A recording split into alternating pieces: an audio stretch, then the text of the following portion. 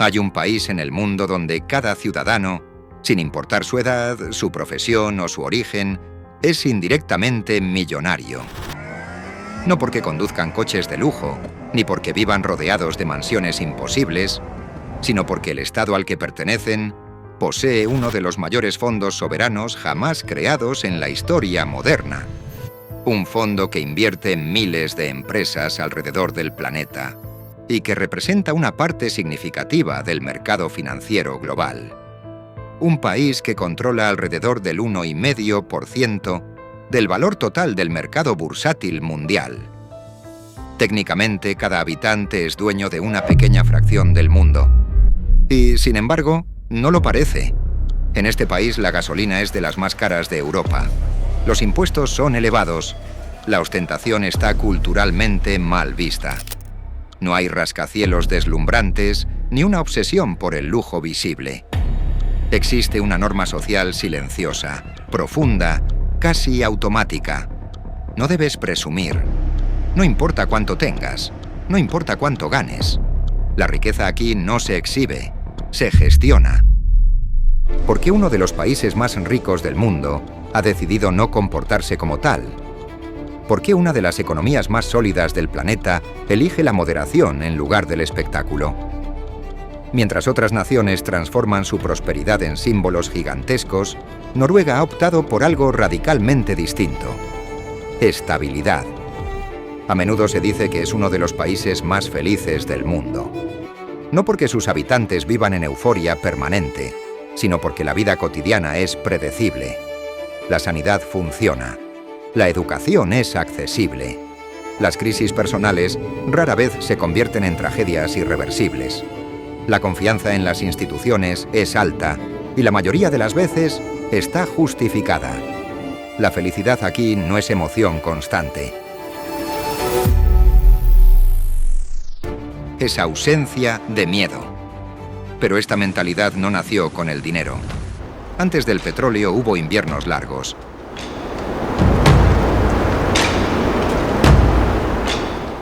Montañas abruptas y comunidades pequeñas que dependían unas de otras para sobrevivir.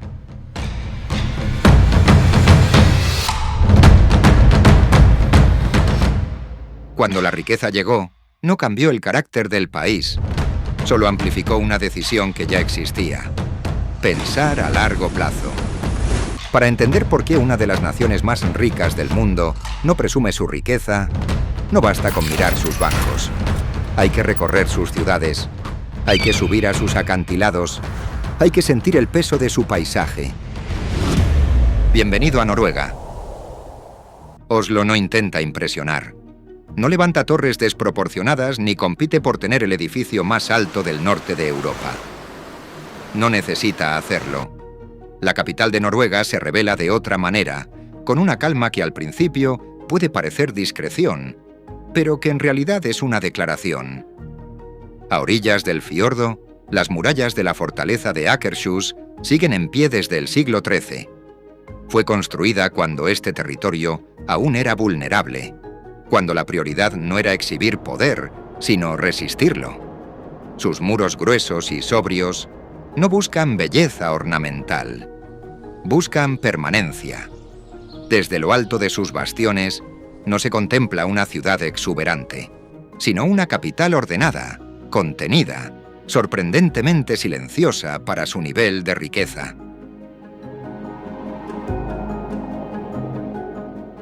A pocos minutos caminando, el paisaje cambia de época, pero no de filosofía. La ópera de Oslo emerge del agua como una superficie blanca, inclinada, que cualquiera puede pisar. No hay vallas que separen el edificio del ciudadano. No hay escalinatas ceremoniales que eleven la cultura por encima de la vida cotidiana. El techo es transitable. La arquitectura no impone distancia. Invita. Es un edificio costoso, técnicamente complejo, símbolo de prosperidad nacional. Y sin embargo su lujo no es exclusivo, es compartido. La gente sube, se sienta, observa el fiordo, sin protocolos ni filtros. Aquí la inversión pública no se convierte en monumento al poder, sino en espacio común. En las calles del centro no abundan coches deportivos ni escaparates deslumbrantes. El tráfico fluye con naturalidad, dominado por vehículos eléctricos más que por motores ruidosos. El transporte público es puntual, limpio y eficiente. Las bicicletas comparten espacio con tranvías y peatones sin tensión visible. La ciudad no está diseñada para impresionar al visitante, sino para facilitar la vida del residente. Los edificios administrativos no destacan por su grandilocuencia. Los barrios residenciales mantienen una escala humana. La riqueza no se traduce en mármol excesivo ni en fachadas ostentosas. Se traduce en mantenimiento constante, en infraestructuras que funcionan, en espacios públicos, cuidados sin exageración. Aquí existe una idea profundamente interiorizada. Nadie es mejor que nadie por lo que posee. El éxito no otorga licencia para exhibirse. El mérito no exige aplauso constante. Esta mentalidad no se anuncia en carteles ni se enseña como doctrina, pero se respira en el comportamiento colectivo. Se percibe en la forma en que las personas se relacionan, en la ausencia de jerarquías visibles en el espacio público. La confianza es uno de los pilares invisibles de la ciudad. Confianza en que los impuestos se traducirán en servicios. Confianza en que el sistema sanitario responderá. Confianza en que la educación será accesible sin endeudamiento extremo. Esa seguridad no genera espectáculo, pero reduce ansiedad. Y cuando la ansiedad disminuye, la necesidad de demostrar también lo hace. Oslo no intenta parecer rica, intenta funcionar bien. La prosperidad aquí no se concentra en símbolos privados, sino en garantías colectivas. No se mide por lo que brilla, sino por lo que sostiene. La ciudad demuestra que la abundancia puede expresarse a través de la moderación. En Noruega, la riqueza no es un escenario, es una infraestructura. Y esa misma lógica, esa misma relación contenida entre poder y paisaje, se vuelve aún más evidente cuando abandonamos la capital y regresamos al lugar donde todo comenzó, la naturaleza. Mucho antes de que el petróleo transformara su economía, Noruega ya había aprendido una lección fundamental. Sobrevivir no depende de lo que posees, sino de cómo te adaptas. En el valle de Lærdal se alza la iglesia de madera de Borgund, construida a finales del siglo XII. No fue diseñada para impresionar imperios ni para exhibir poder eclesiástico. Fue levantada con madera local, ensamblada sin clavos metálicos, utilizando un conocimiento preciso de cómo respira el material con la humedad, el frío y el paso del tiempo. Cada viga encaja con otra como si anticipara siglos de invierno. No lucha contra el clima, negocia con él. Las paredes oscuras, tratadas con alquitrán para resistir la lluvia constante, absorben la luz en lugar de reflejarla. En el interior el espacio es íntimo, casi boscoso. La arquitectura no abruma, protege. No busca imponerse al entorno, sino formar parte de él. En el techo, cabezas de dragón emergen desde las esquinas, herencia directa de la mitología nórdica. Cuando el cristianismo llegó a estas tierras, no borró completamente lo anterior. Se superpuso. Lo antiguo convivió con lo nuevo. La fe no reemplazó la memoria, la integró. La iglesia de Borgund no es solo un edificio religioso, es una evidencia de adaptación cultural. Una síntesis entre paganismo y cristianismo, entre tradición y transformación. Más al sur, en la costa escarpada, dos pequeñas casas de madera descansan bajo un gigantesco saliente de roca en el Eren. No fueron colocadas allí por estética.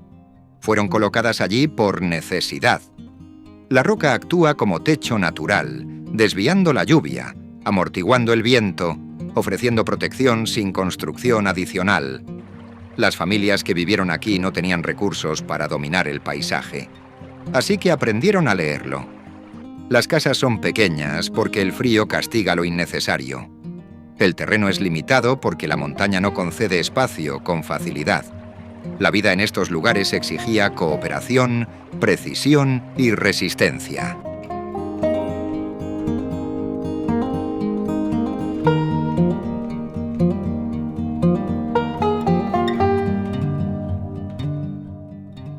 No había margen para el exceso. Cada error se pagaba caro. Durante siglos, el clima fue el verdadero gobernante de Noruega. Inviernos largos, suelos rocosos, costas abruptas. La prosperidad no podía basarse en abundancia constante, sino en ciclos cortos y preparación prolongada. El verano se aprovechaba con disciplina. El invierno se atravesaba con prudencia. Esta relación con el entorno moldeó algo más profundo que técnicas constructivas. Moldeó carácter. Enseñó que la ostentación es inútil frente a la tormenta, que el aislamiento exige cooperación, que el orgullo individual no sirve cuando la supervivencia es colectiva. Cuando el petróleo apareció en el siglo XX, el país ya había sido educado por la escasez. La riqueza no encontró una sociedad ingenua, sino una mentalidad formada en la moderación. El dinero amplificó las posibilidades, pero no alteró el núcleo. Porque en Noruega la identidad no nació del exceso, nació del límite. Y esa mentalidad, forjada en madera, roca y nieve, sigue presente incluso cuando el país figura entre los más ricos del planeta. La mentalidad precede al dinero, y para comprenderla en toda su dimensión, hay que mirar donde la naturaleza deja de proteger y comienza a imponer escala.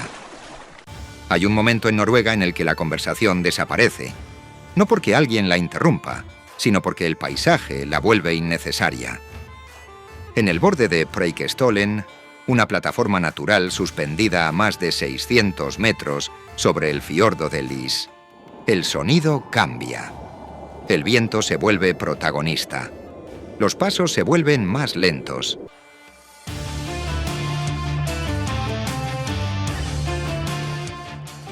No hay barandillas que definan hasta dónde puedes acercarte.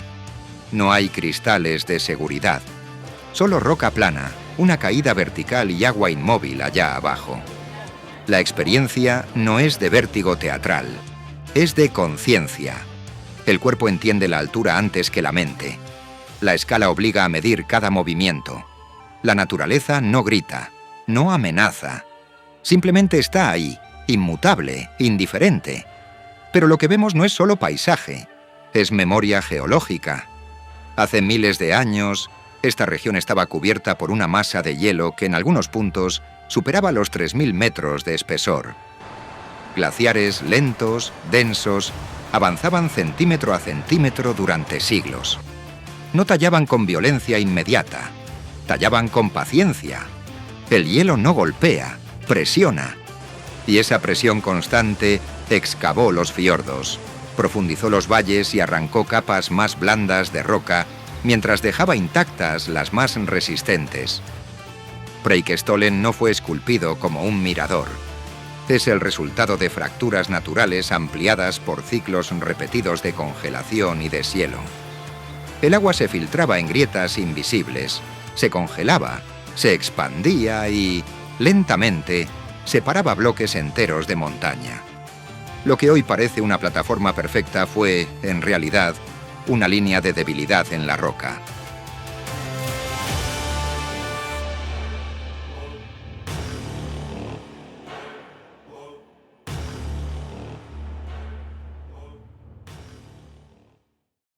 Más al norte, en Kjerag, una piedra encajada entre dos paredes verticales desafía la lógica visual.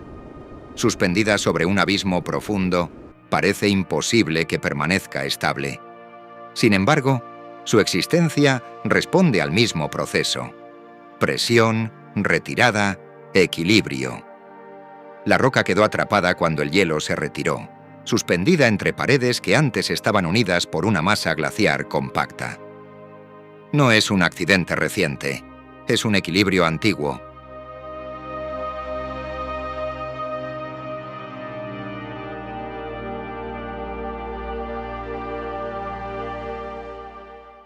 Y luego está Trolltunga, la lengua de roca que se proyecta horizontalmente sobre el lago Ringedalsvatnet, a más de 1000 metros sobre el agua.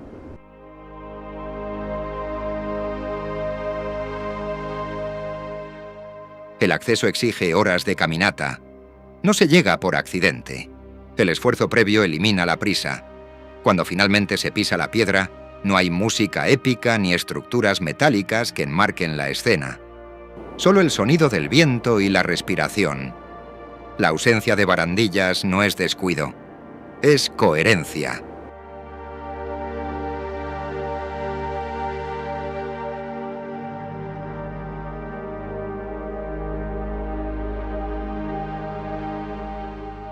El paisaje no se domestica para facilitar la fotografía. Se respeta tal como es. En Nærøy Fjord, uno de los fiordos más estrechos del país, las paredes verticales se elevan abruptamente desde el agua. La estrechez no es estética, es consecuencia. El glaciar que lo formó no pudo expandirse lateralmente debido a la dureza del lecho rocoso. En lugar de ensanchar, profundizó. Excavó hacia abajo más que hacia los lados. Cuando el hielo desapareció, el mar ocupó ese espacio. Por eso el fiordo parece comprimido. Por eso el silencio es tan denso. La superficie del agua refleja las montañas como si duplicara su tamaño, borrando el límite entre roca y reflejo. El resultado no es grandioso por diseño humano. Es preciso por erosión.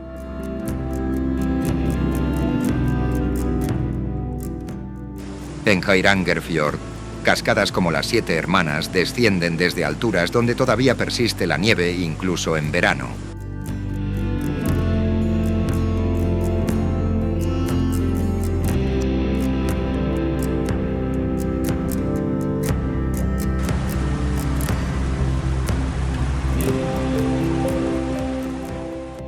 Entre esas paredes verticales, casi invisibles desde el agua, permanecen pequeñas granjas abandonadas, aferradas a terrazas improbables. Durante generaciones, familias enteras vivieron allí arriba. Accedían mediante senderos estrechos y escaleras de madera talladas en la pendiente. Criaban ganado donde apenas había suelo suficiente para que creciera hierba. No había carreteras. No había maquinaria moderna, solo determinación y conocimiento del terreno. Con el tiempo, la vida allí se volvió insostenible y muchas fueron abandonadas. Pero las estructuras permanecen. Son recordatorio de que incluso frente a una naturaleza abrumadora, el ser humano intentó adaptarse sin destruir. En Rampestreken, sobre Åndalsnes, una plataforma de madera se proyecta hacia el vacío con una sencillez casi minimalista. Desde allí, el valle se despliega cientos de metros más abajo.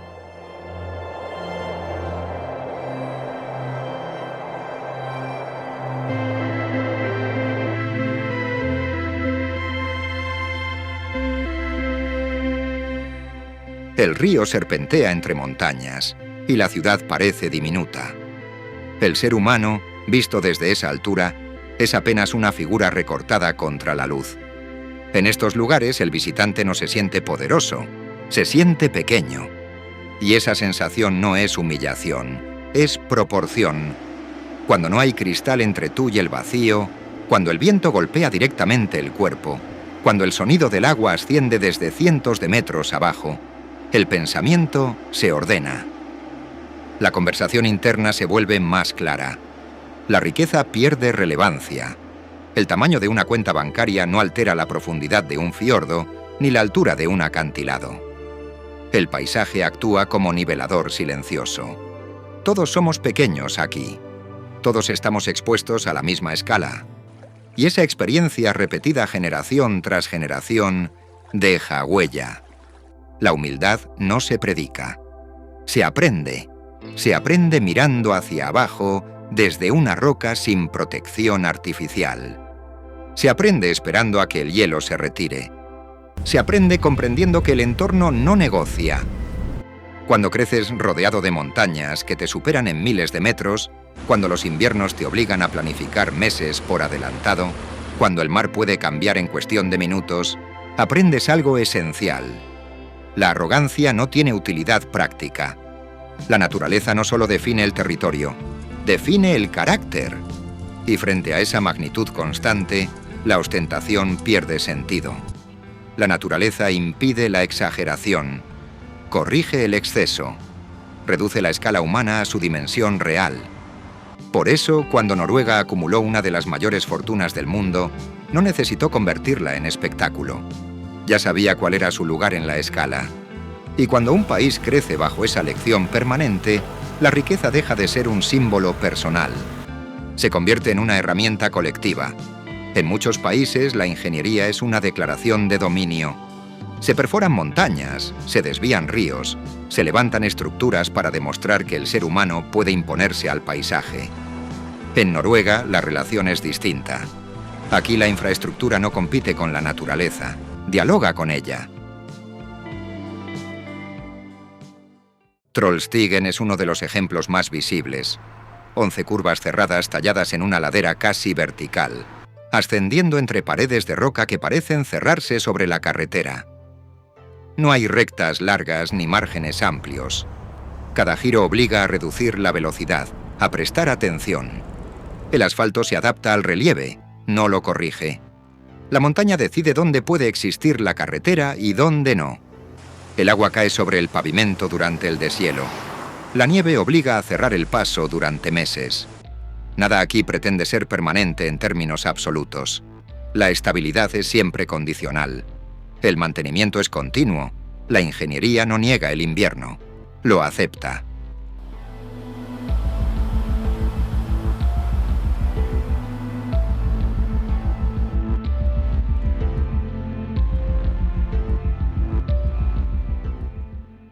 En la costa occidental, la Atlantic Ocean Road avanza sobre el mar como una serie de puentes bajos que conectan pequeñas islas directamente expuestas al Atlántico Norte. No se eleva para escapar del oleaje. Permanece cerca de la superficie, flexible, consciente de que las tormentas llegarán. El puente de Storseisundet se curva con una forma que desde ciertos ángulos parece incompleta, como si terminara abruptamente en el vacío. Pero esa curvatura no es capricho estético, es cálculo estructural. Permite distribuir tensiones, absorber fuerza, dejar que el viento y el agua pasen sin concentrar el impacto en un único punto. Cuando las olas rompen sobre el asfalto, no es un fallo del diseño, es parte de la ecuación.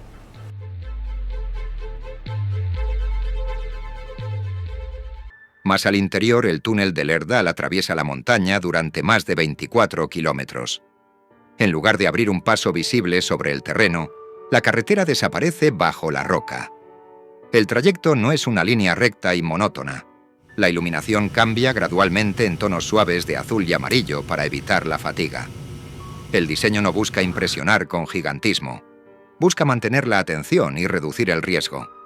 El tren de Flåm sigue una lógica similar. Desciende desde la meseta montañosa hasta el fiordo en uno de los trazados ferroviarios más inclinados del mundo. En lugar de forzar un recorrido rectilíneo, serpentea entre cascadas y acantilados, atravesando túneles excavados a mano a principios del siglo XX. Los ingenieros no eliminaron los obstáculos naturales, los incorporaron al trayecto. Aquí los puentes flexionan, las carreteras aceptan el hielo, los túneles respetan la estructura geológica. El diseño no pretende vencer la gravedad, trabaja con ella. Esa diferencia es sutil pero profunda. No se trata de demostrar superioridad técnica, se trata de garantizar continuidad. Las infraestructuras están pensadas para durar en un entorno exigente, no para destacar sobre él. Son soluciones pragmáticas a condiciones extremas.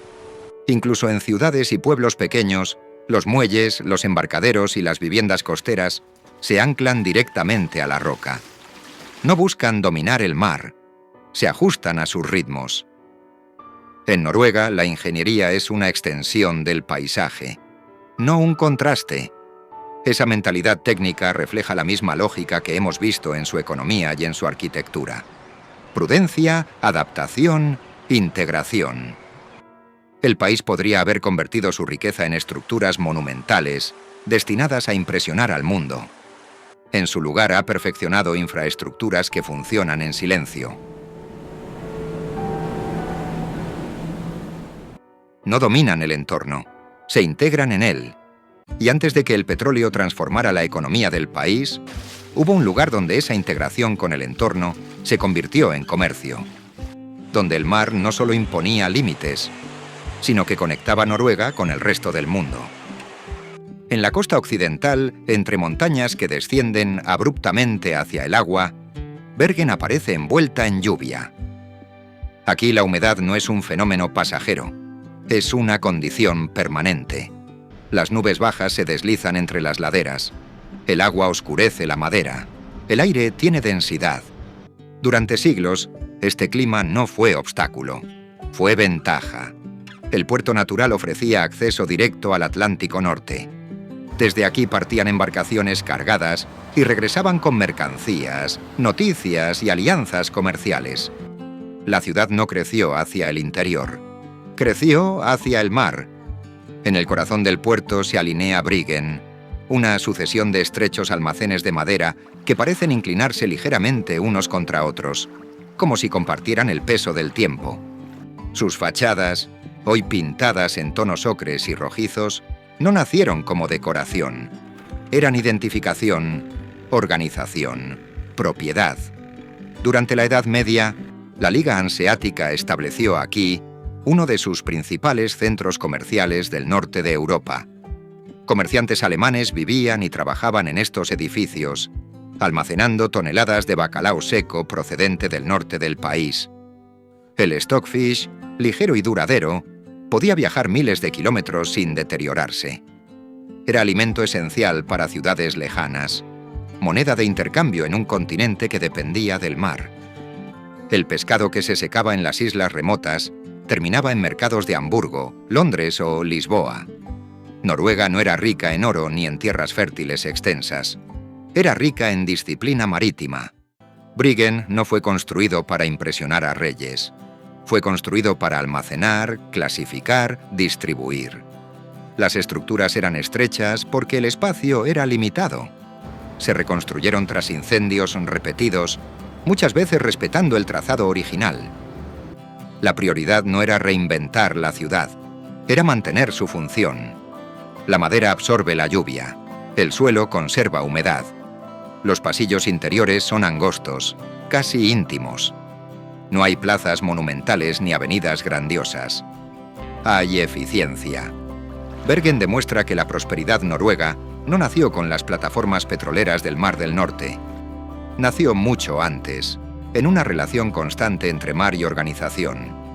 En la capacidad de transformar un recurso natural estacional en comercio estable, mientras otras ciudades europeas levantaban palacios como símbolos de poder, Bergen levantaba almacenes. La riqueza aquí no se acumulaba en mármol, se movía, se cargaba en barcos, se intercambiaba silenciosamente. Incluso hoy, el puerto sigue activo. Los barcos pesqueros conviven con ferries y embarcaciones modernas. La lluvia continúa cayendo con la misma regularidad que hace siglos. La ciudad no parece opulenta, parece funcional. Y esa diferencia es esencial, porque cuando un país aprende a prosperar sin exhibirse, cuando el comercio se basa en logística más que en espectáculo, cuando la riqueza depende de ciclos naturales y no de conquistas territoriales, el carácter colectivo se moldea de otra manera. Bergen fue el primer gran recordatorio de que Noruega podía estar conectada al mundo sin dejar de ser discreta. El dinero llegó más tarde, la mentalidad ya estaba formada, y si Bergen fue el puerto que abrió Noruega al comercio europeo, más al norte las comunidades costeras perfeccionaron una versión aún más austera de esa prosperidad. Allí donde las montañas emergen directamente del océano y el invierno define el calendario, la riqueza volvió a empezar desde cero. En Lofoten el mar no era oportunidad ocasional, era destino. Y esa integración no comenzó con el petróleo, comenzó con el mar. Mucho antes de que Noruega invirtiera en los mercados financieros del mundo, ya existía una forma de prosperidad que no dependía del subsuelo, sino del mar. En el archipiélago de Lofoten, el paisaje parece esculpido para recordar que la vida aquí siempre fue directa, esencial, sin adornos.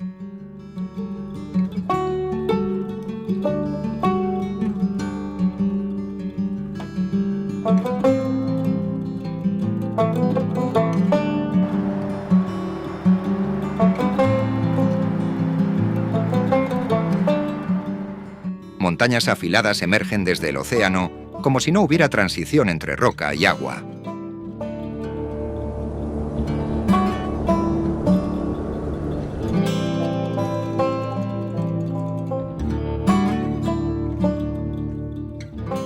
Pequeñas comunidades se aferran a la costa, alineadas sobre muelles de madera que crujen con la marea.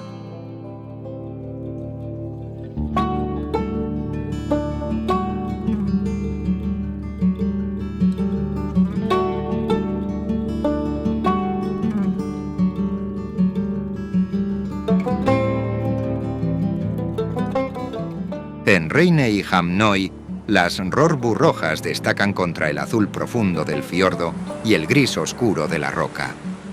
No fueron pintadas para atraer turistas. El color servía para identificarlas en medio de la niebla, para señalar propiedad, para hacer visible lo necesario. Son estructuras funcionales, elevadas sobre pilotes, diseñadas para resistir sal, viento y nieve. Nada en ellas es superfluo.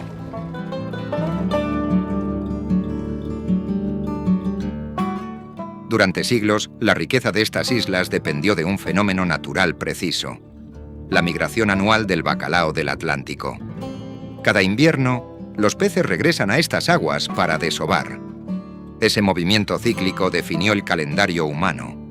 Cuando el bacalao llegaba, la actividad se intensificaba. Cuando se marchaba, el ritmo descendía. El pescado se abría y se colgaba en enormes estructuras de madera llamadas hjell, donde el viento frío y seco eliminaba la humedad sin congelarlo. No se utilizaba sal ni combustibles industriales. Solo aire, temperatura y paciencia. El resultado era el stockfish, ligero, duradero, exportado durante siglos a mercados lejanos. Esta economía no generaba lujos visibles, generaba estabilidad estacional. Las comunidades aprendieron a vivir en ciclos, trabajo intenso durante semanas, mantenimiento y espera el resto del año. El mar marcaba el ritmo. El clima decidía los márgenes. En Henningsberg, el campo de fútbol parece flotar sobre el agua, rodeado por montañas y embarcaciones pesqueras. No hay gradas monumentales ni separaciones elaboradas. El terreno existe porque no había otro espacio disponible. Es una adaptación más. Un ejemplo cotidiano de cómo la vida se acomoda a lo que el paisaje permite. Aquí, la prosperidad nunca fue espectáculo. Fue repetición eficiente. Fue conocimiento transmitido entre generaciones. Fue cooperación en condiciones limitadas. La economía de Lofoten no acumulaba capital abstracto. Generaba valor tangible y lo redistribuía en forma de comunidad. Las casas estaban cerca unas de otras. El trabajo era colectivo.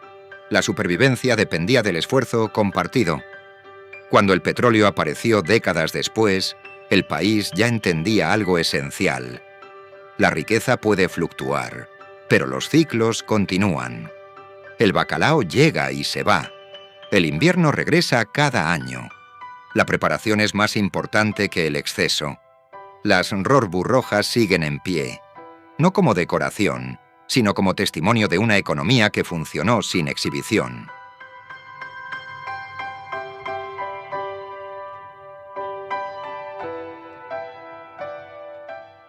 Las estructuras de secado continúan utilizándose. La migración del bacalao sigue marcando el calendario. La prosperidad ya existía, solo cambió de escala. Y mientras en el sur los fondos soberanos invierten en bolsas internacionales, en el norte el viento sigue haciendo su trabajo sobre madera y pescado, recordando que la riqueza más antigua de Noruega no nació del petróleo, sino de la disciplina frente al mar. En Tromsø, el invierno no es una estación, es una condición. Durante semanas el sol no supera el horizonte. La luz del día se convierte en un resplandor azul tenue que apenas define las siluetas de montañas y casas. La oscuridad no se percibe como ausencia, sino como entorno. La vida continúa bajo un cielo que no ofrece claridad plena. Y cuando la noche domina, aparece algo que no depende de la voluntad humana. La aurora boreal comienza como una franja casi imperceptible, una curva verdosa suspendida en el firmamento. Poco a poco se intensifica, se ondula, Se desplaza sin sonido. Verde, a veces violeta. Se expande y se contrae como si respirara. No responde a horarios ni a expectativas. Depende del Sol, de partículas cargadas que viajan millones de kilómetros hasta chocar con la atmósfera terrestre. La ciudad permanece abajo, pequeña, iluminada con tonos cálidos. El fenómeno sucede por encima, indiferente a la observación. No hay forma de controlarlo, solo de esperar. Esa relación con la espera forma parte del carácter del norte. La oscuridad obliga a planificar. El frío exige previsión. El invierno no se combate, se organiza. En las aguas que rodean Tromsø, otro ciclo ocurre bajo la superficie. Durante los meses más fríos, enormes bancos de arenques se concentran en los fiordos, atraídos por corrientes cálidas que mantienen el mar libre de hielo.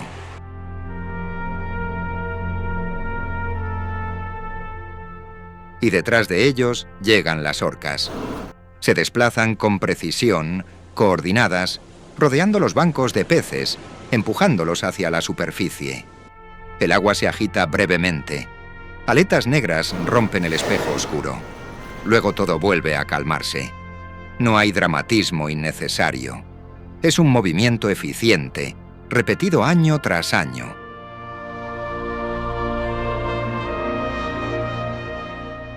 La vida aquí sigue patrones que no dependen del calendario humano. La aurora aparece cuando las condiciones lo permiten. Las orcas llegan cuando el alimento las convoca. La noche se prolonga el tiempo que la inclinación del planeta determina. Incluso la arquitectura y el diseño urbano responden a esta lógica. Las casas están preparadas para conservar calor. Las ventanas capturan la escasa luz disponible. Las calles se adaptan a la nieve sin sorpresa. Nadie se indigna por el invierno, se asume. En el norte el ser humano no dicta el ritmo, se sincroniza con él. La abundancia económica no altera la duración de la noche. El fondo soberano no acelera el movimiento de las estrellas. La riqueza no puede negociar con la órbita terrestre. Y quizá por eso la moderación es tan natural aquí. Cuando el entorno impone ciclos tan claros, el exceso pierde sentido. La paciencia se vuelve virtud. La previsión, necesidad. La naturaleza sigue marcando el ritmo. Y cuanto más al norte se avanza, más evidente se vuelve esa realidad.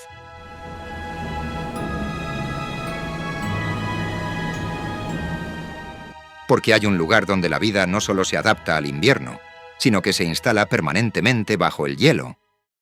Más allá del norte continental, donde los mapas comienzan a simplificarse, Svalbard aparece como un territorio que no fue diseñado para facilitar la vida humana.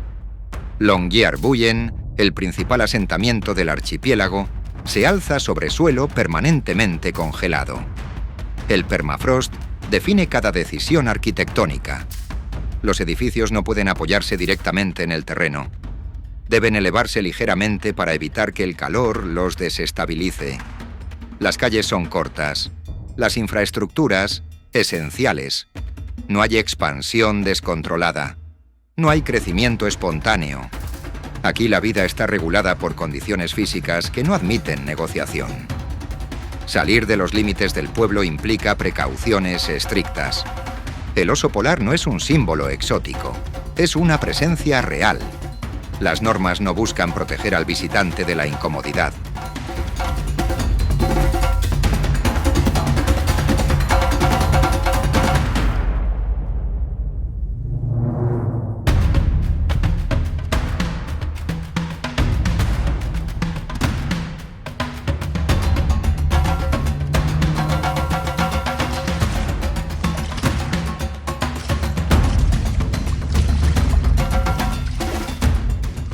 Sino de un entorno que no distingue entre residentes y forasteros. El invierno no es oscuro por semanas, sino por meses. El sol desaparece por completo durante la noche polar. Y cuando regresa, lo hace lentamente, casi sin dramatismo. La logística es constante. Los suministros llegan por mar o por aire cuando el clima lo permite. La economía local no depende de turismo masivo ni de grandes industrias visibles. La población es reducida y en gran medida temporal. Muchos llegan por trabajo científico, investigación o proyectos específicos. Pocos permanecen décadas. Incluso la muerte está condicionada por el hielo. No se permite el enterramiento tradicional porque el suelo congelado impide la descomposición natural. Los cuerpos deben trasladarse al continente. No es una tradición simbólica, es una medida práctica. Y en medio de este entorno austero, bajo la roca y el hielo, se encuentra una de las estructuras más significativas del planeta, la bóveda global de semillas. Excavada profundamente en la montaña, diseñada para permanecer estable incluso si fallaran los sistemas eléctricos, la bóveda almacena duplicados de semillas procedentes de todo el mundo. Cultivos esenciales, variedades agrícolas, recursos genéticos que podrían ser necesarios en caso de catástrofes globales. El lugar fue elegido por su aislamiento, su estabilidad geológica y su frío natural, capaz de conservar el material incluso sin intervención tecnológica.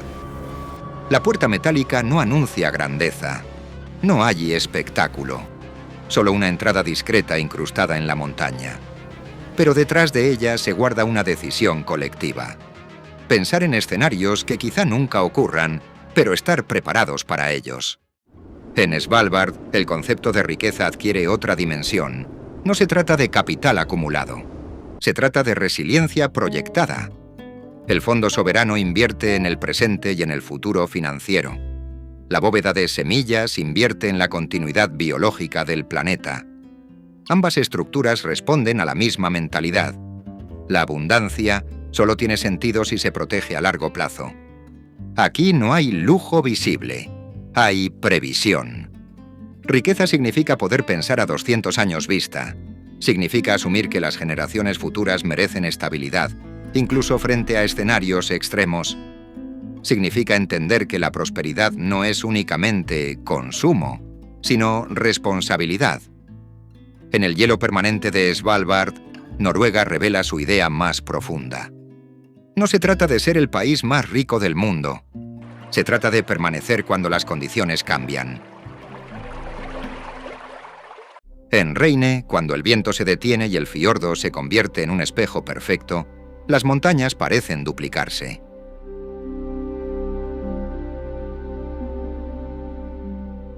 El pueblo, diminuto, queda suspendido entre cielo y agua, como si la realidad necesitara confirmarse en su propio reflejo. No hay ruido. No hay exceso, solo madera roja, roca oscura y silencio. Desde aquí, nada sugiere que este sea uno de los países más ricos del planeta. No hay torres financieras dominando el horizonte. No hay símbolos desmesurados de poder.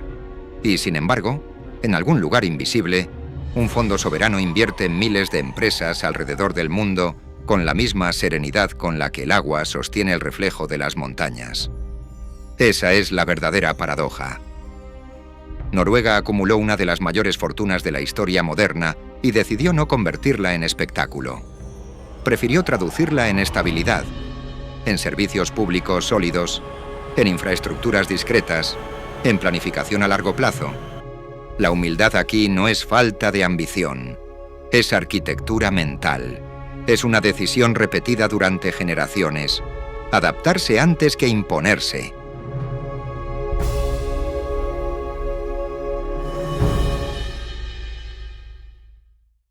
Pensar antes que presumir. Construir antes que exhibir. El hielo que talló los fiordos sigue presente como recordatorio. Todo cambia, todo se erosiona. Solo permanece aquello que fue diseñado para durar. En Noruega, la riqueza no se grita, se protege. Y quizá por eso, uno de los países más ricos del mundo no presume su riqueza. Porque entendió que el verdadero poder no es mostrarse, es permanecer.